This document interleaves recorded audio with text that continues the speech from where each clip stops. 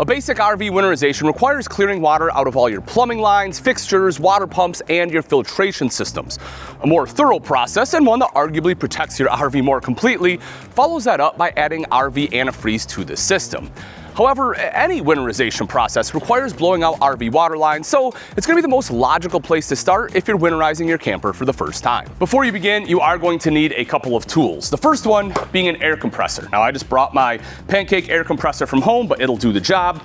The other thing you're going to need is a way to hook up to the RV's city water system. You can either use a blowout plug or a blowout hose, which is what I went with. Do note that a lot of times you do have to have a fitting that is going to match your air compressor, so I did have to purchase this separate. And then, of course, we want to use a pipe dope or a gas tape to be able to make sure that the threads are gas tight. Also, there are some safety considerations to account for.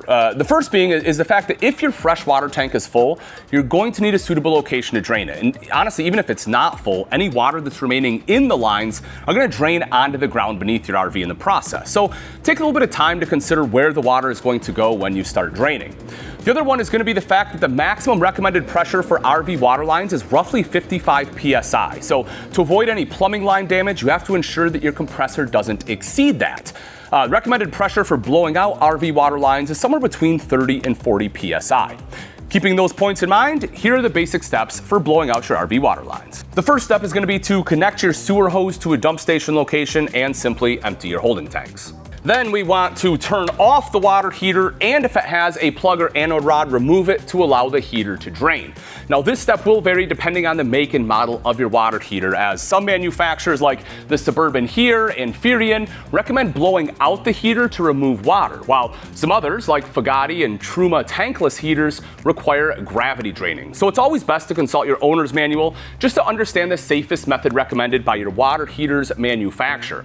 And if recommended to do so, set any water heater bypass valves to the bypass position. Now, since this right here is going to be a Suburban, you don't have to worry about draining it. We're simply going to blow it out with the compressor. Next, you're going to want to remove any built-in RV water filtration systems and empty the canisters. You want to use a bypass valve here too if your RV is equipped with one. Then after that, it's time to connect the compressor to the RV city water inlet using either the blowout hose like we have here, or as I mentioned, a plug. If you are using a blowout hose and it has a valve on it, ensure that it's in the open position to allow air to flow into the lines. All right, and next you're going to set the compressor, again, as I mentioned, to a low setting. I recommend about 30 to 40 psi, and turn it on. And then one by one, we're going to open all of our interior and exterior fixtures, including all sinks, indoor and outdoor showers, and toilets. You want to open one side at a time, hot and then cold, or vice versa, doesn't really matter. But you want to let the air pressure purge water from each line or fixture until none remains.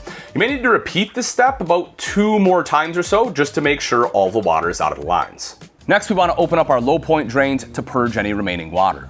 Then you'll turn off your compressor and make sure that you have closed any low point drains or open fixtures. You'll then want to close your holding tank valves and secure your sewer hose.